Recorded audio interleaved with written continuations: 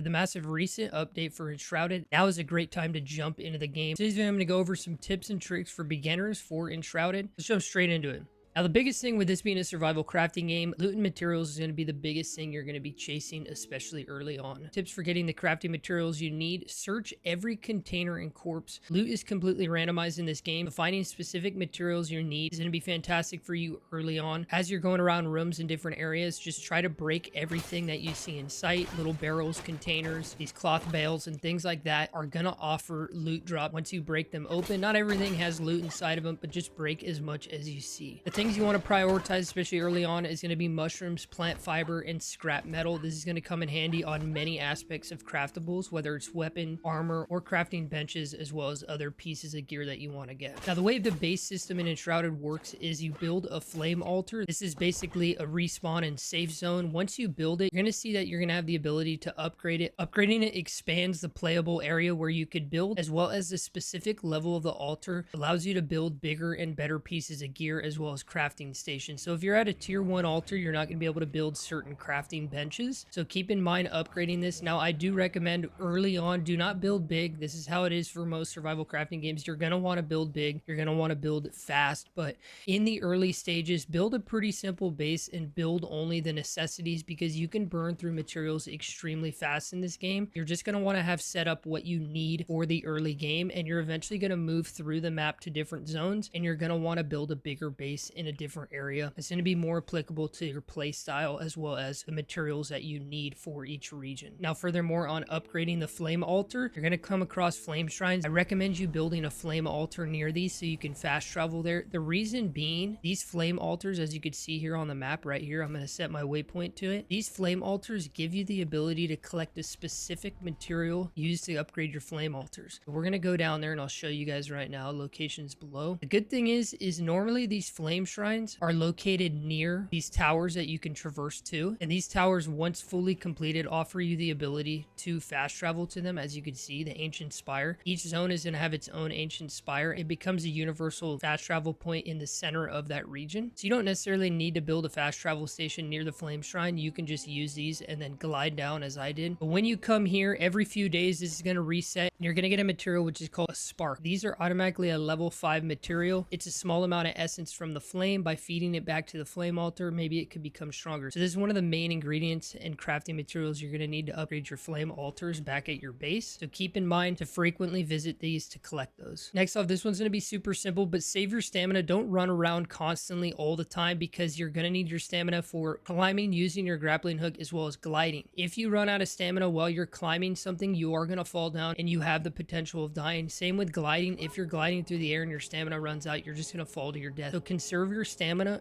Early on, the best things to give you increased stamina is water, because it'll give you plus to your endurance, as well as +2 to stamina recharge. Your stamina is going to recharge faster over time. And then as well as honey. Honey gives you a 15% stamina recharge. This is great because when you are gliding, you can deactivate your glider and your stamina will recharge in the air. If you're high enough, you can virtually fly almost forever. That's the great thing about this game. Furthermore, when we talk about gliding, I recommend you going into your skill tree, going down the trickster path. The reason being, this is going to give you the ability to have updraft. Updraft gives you a boost when you're flying through the sky. So as you're using your glider, you press space and you're going to get a little boost, and this will give you the ability to go further, as well as traverse to higher areas. I also recommend using the survivor path, because this gives you increased endurance, and stamina is a huge thing in this game, whether it's climbing, gliding, fighting, you're in combat, running around, whatever it may be. Stamina is a big part of this game. Now for our next tip, after some time in the game, you can also save quit for reset. Go back to the elixir wells, because you're going to want to farm shroud spores. This is going to be a material that you're going to need a ton of throughout the game, whether it's upgrading gear, crafting gear, or upgrading your flame altar overall for your base. So go back in those regions and you'll have the ability to take on the elixir wells once again. You'll be able to take on the shroud root. Best thing to take out the shroud root, it's a root, so it's basically a tree. Use your axe because you'll do the most damage to it. But I recommend you setting up a farm where you visit a bunch of these over and over just to farm these shroud spores. You can also kill the enemies in the area. That will give you shroud spores too. On top of that, you will be able to farm the chests because they will respawn. All gear and loot in this game is randomized, so when you open up a chest, chest, you don't know what you're gonna get. But this is gonna go into our next tip. You're gonna find weapons around the world that you're not gonna want, you're not gonna need. They're gonna be lower tier weapons, or they're gonna just be nothing that you're actually using for your playstyle. Once you get up to legendaries, keep that, but anything below that you should get rid of. What you want to do in part of this farming run is being able to salvage weaponry. So once you have a weapon in your inventory, you're gonna right click it and you're gonna salvage it, and it says you're gonna salvage for 12. It'll give you 12 runes. Each weapon's gonna give you a different amount of runes, but this is an easy way to farm runes as well. Now, since we're on the topic of the glider and the grappling hook, you're gonna want to focus on crafting this. You're gonna want to focus on crafting these early on. You might want to just traverse through the world and go to different zones and explore, but you're gonna need the grappling hook as well as the glider in order to do certain dungeons, to do the ancient spires, to go to different zones, to do the elixir wells. Many activities in the world require the grappling hook to traverse the area. So be sure to gather the materials you need and craft them as soon as you possibly can. And later on down the line, you're gonna have the ability to get an upgraded glider. You'll find it in different areas of the map, and this will give you a boost to your traversal. You can traverse farther, stamina consumption is less, and you can traverse higher. Main priorities, just like every survival crafting game, is tiering your loot up. I recommend you rescuing the blacksmith, the carpenter, as well as the alchemist as fast as possible. You're easily going to get these quests super fast, and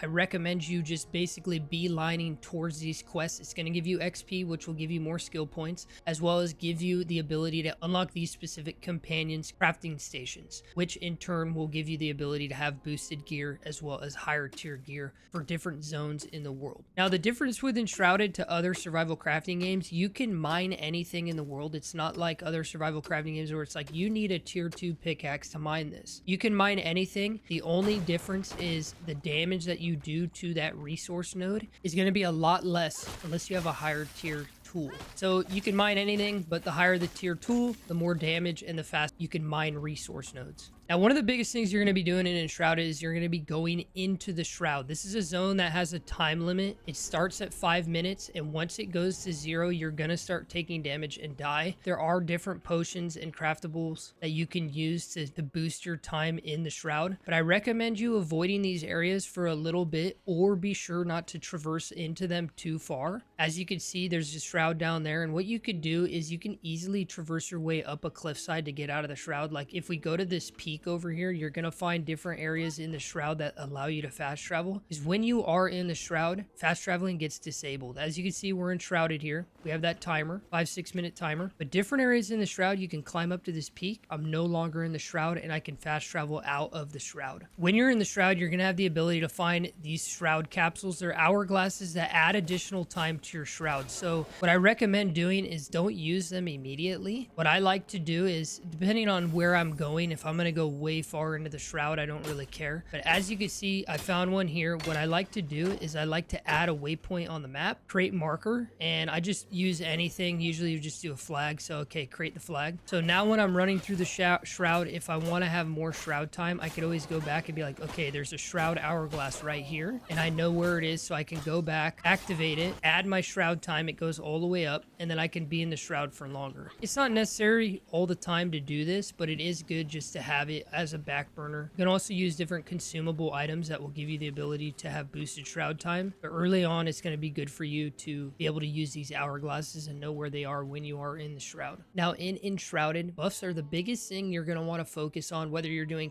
combat or you're doing traversal runs to get specific material. Grilled wolf meat and other kinds of meat give you a boost to your constitution. The health bar on the top left, what I'm going to do is I'm actually going to eat one of these items, and you're going to see how much my constitution is going to go up. You see your health bar just expands super big like that. So it's important for you to focus on cooking your food very frequently and utilizing this. My main ones early on are water and honey for stamina, and then I also do the grilled wolf meat, and this gives me a boost to my constitution. Now, early on, at least for me, storage is one of the biggest things that becomes a problem very fast. As you can see, one of the basic storage chests does not hold a lot of items. You're going to be finding a lot of weapons that you're going to want to save. You will dismantle this for specific legendary crafting material to upgrade weapons that you do want to keep, you're going to be collecting so many things that storage is going to be a massive problem early on. So I recommend when you craft storage, start with the tiny chest, immediately skip the small chest so you don't burn materials, and do the small magic chest. The reason being, the small magic chest gives you a specific ability, which is awesome. This magic chest offers increased storage space for items, so you're going to have a boost, and it also offers the ability to pull materials anywhere in your base from this chest, so you don't actually have to have the items on your person. They could be in this chest, and you can craft anywhere in your base area from that chest. So I highly recommend you just using the tiny chest, skipping the small chest, and going straight to the magic chest. There's a super simple tip, but this game offers the ability to zoom in your camera. You can hold Z and use mouse wheel. I recommend you remembering this because you're going to go in different areas. You're going to go into caves while you're building, whatever it may be. You might be in a tight situation where the camera is going to like snap to a weird area, and I recommend you being able to remember this because it's going to come in handy when you're doing fights, when you're crafting, when you're building, whatever it may be. So the game does offer terraforming. You can terraform the land within your base, and it's